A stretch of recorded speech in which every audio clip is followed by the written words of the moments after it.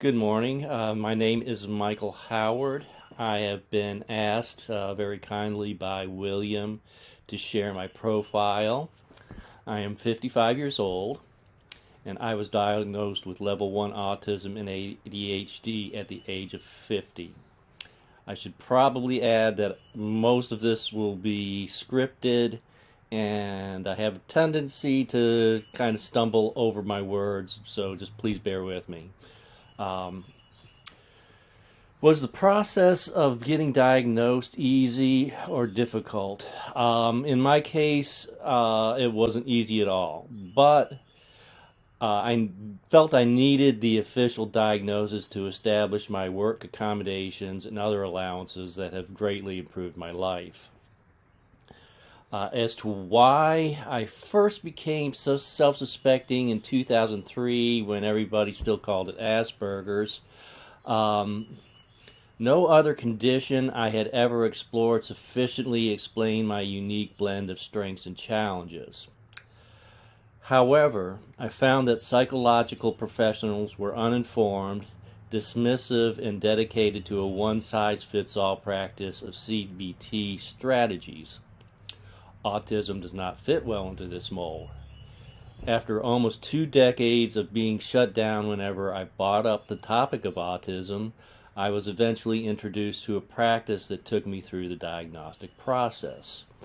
I should probably add that until recently, not many specializing professionals in my area worked with adults. In terms of my autistic traits that others might notice, I am hyper-observant and I have a tendency to hyper-focus. I love facts and information, especially if associated with one of my interests, and I have a tendency to infodump. I have difficulty with eye contact, small talk, or spontaneous conversation. I used to hide my stims, but have become more free with showing them lately. I can become easily overwhelmed, and I like my routines.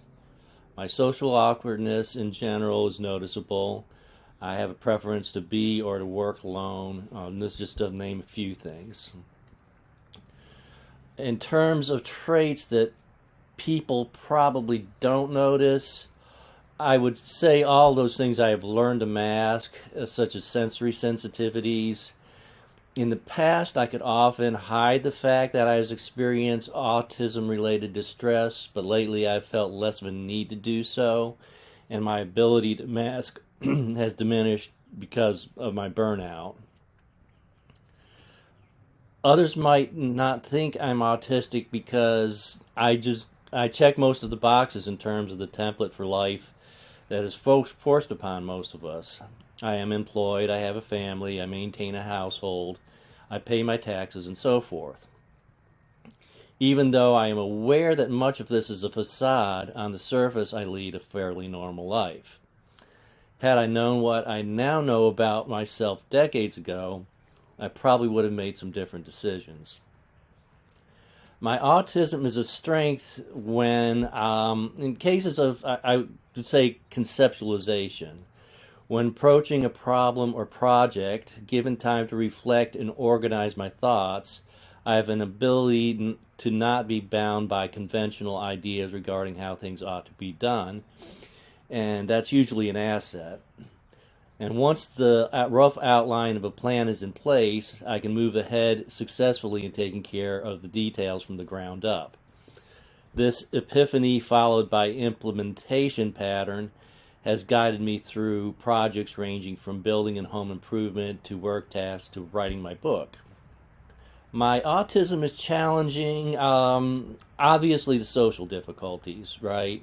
And the most tragic aspect of being high functioning, and I'm using functioning labels just as shorthand, I know many of you have trouble with them, is that I have a vague sense of what makes life meaningful for most people, such as the togetherness and feeling part of things, the natural ease in social situations, the unifying experiences where shared significance is affirmed, and so forth. Right? This is happening around me all the time. The problem is I haven't been able to make it work for me, despite some often sad and desperate attempts. If I were quote unquote more disabled, I probably wouldn't care. But if I were not disabled, I could probably take it for granted. Uh, I would say after, obviously, my work accommodations and allowances at home have made a big difference. In terms of my advocacy, I believe that appealing to our common humanity can make some difference. When one has what most others would consider an invisible disability, the route to establishing understanding and support can seem difficult in the extreme, especially when one's condition involves troubles with communicating according to assumed norms. There will always be those who will dismiss any challenges others experience that are not obvious to them.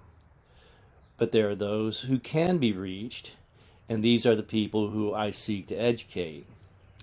I would add that this should be done with kindness and love. As unfair as many of us think our situations may be, we need to approach the neurotypical world with more than demands and grievances. And that concludes what I have to say for today. Thank you for listening.